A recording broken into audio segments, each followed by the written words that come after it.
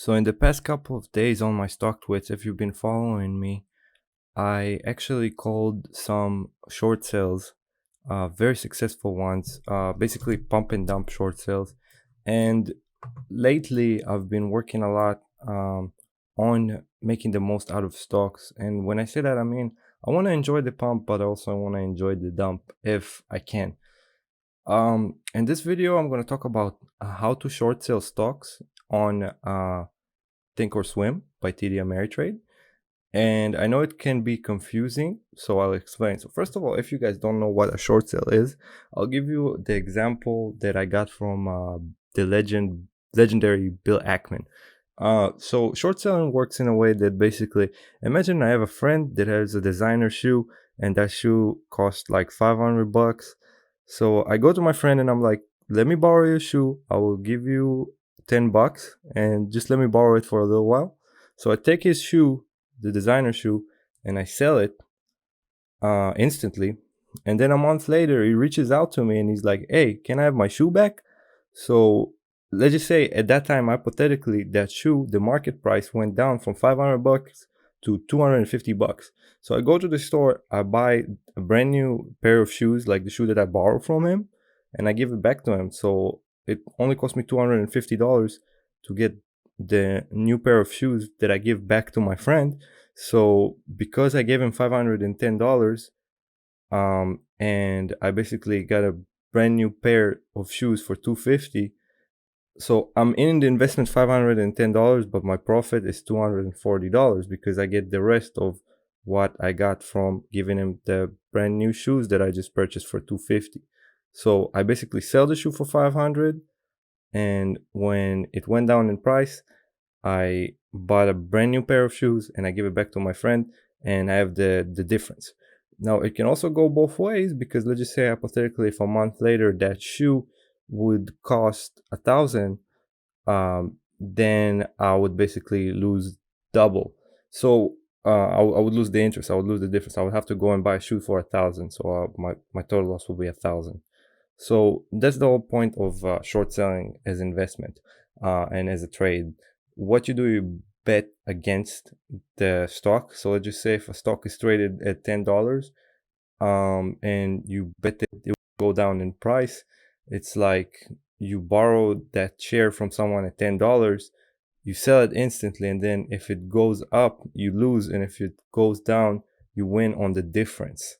But the thing about short selling is, unlike when you buy a stock, the biggest losses you can have is 100%. If a stock, let's just say, is traded at $10 and went all the way down to zero, hypothetically, so you lost your whole position.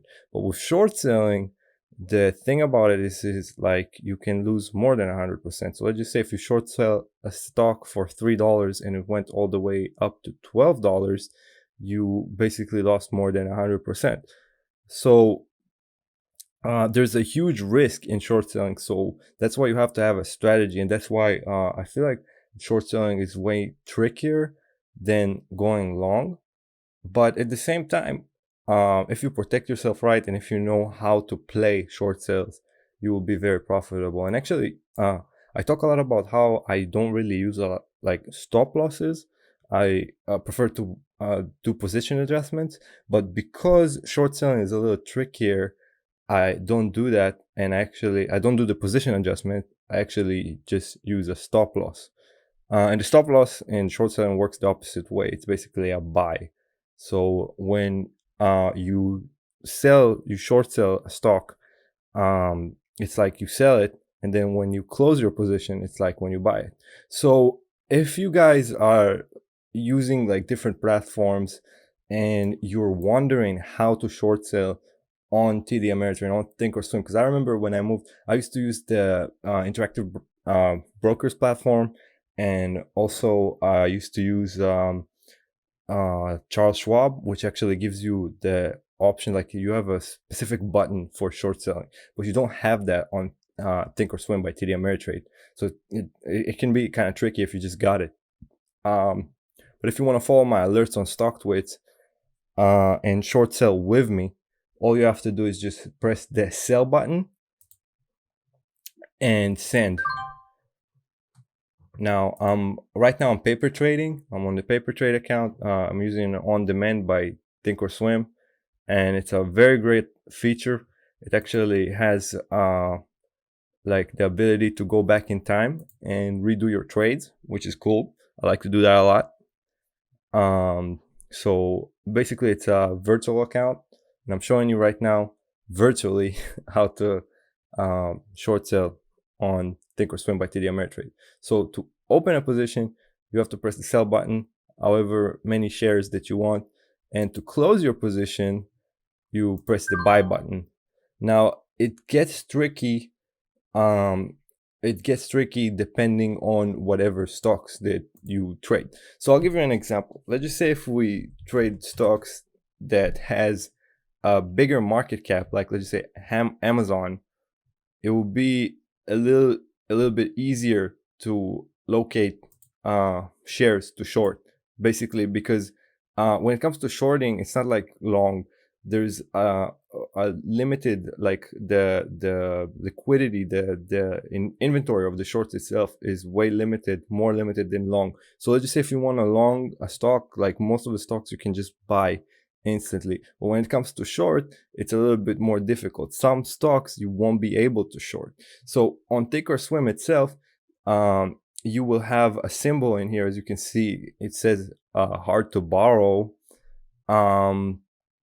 And that's basically when you have like micro cap stocks that are usually harder to short and harder to find like shares to short. And then like on stocks that are like Amazon, Tesla, Microsoft, it will usually right now it doesn't show it to you because we're on demand, but it will usually show you like ETB, easy to borrow. And then you have some stocks that you will see NTB, that's usually like microcap stocks. That's usually stocks that like you can't short. So that's one thing that you have to beware. You have to be on the lookout.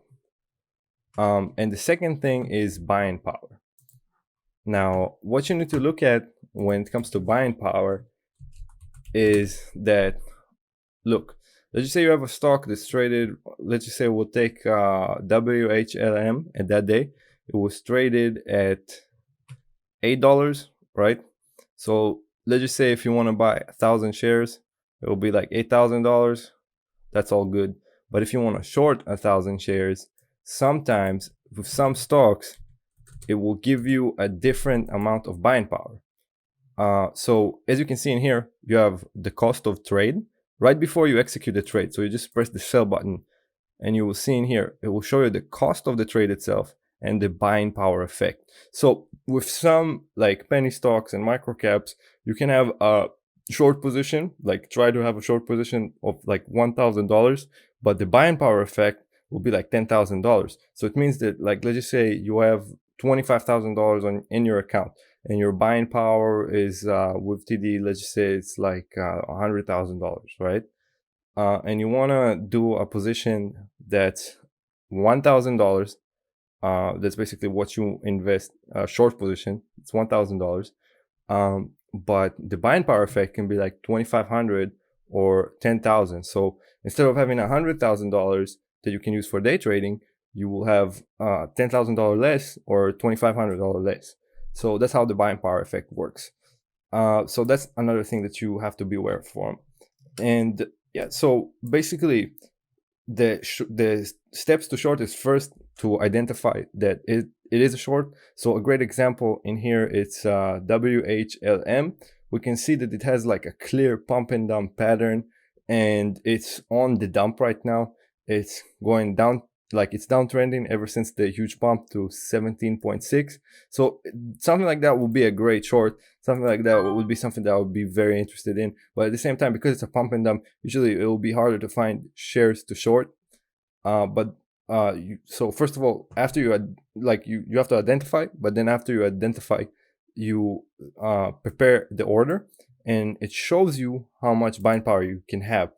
Then you try to execute the order according to what you have, and it will either reject it because it can't find the short, or it will execute it. Sometimes it does, sometimes it doesn't. But right after the execution, I would recommend to place the stop loss, just because of the high high potential of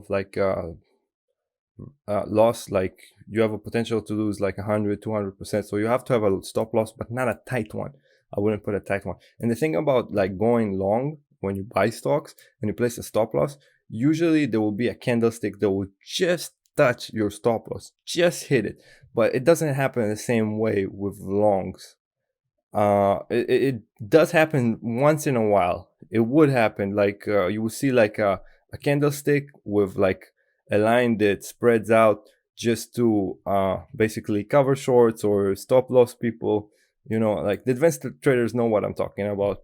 um so anything really can happen if you trade micro caps. Like, their behavior is ridiculous. It's really crazy. You can really make a lot of profits because of the volatility, and sometimes the volatility can screw you over. I mean, I'm not a home run type of trader.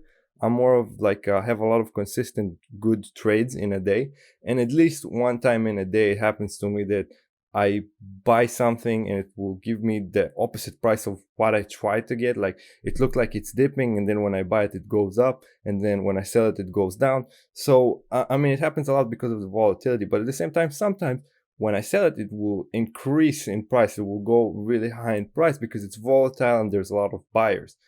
But yeah, so that's that kind of due diligence that you have to do when you trade those types of stocks. And my favorite part about it is that, like, when you have the experience in it, it really gets clear. Like, as you can see in here, this is something that I can do from sleep. Like, you can definitely tell right now that it's hitting the upper bands of the view up, and it's just gonna sell off after that. But that's why I always try those strategies first on paper, just to make sure that they work 100% for me.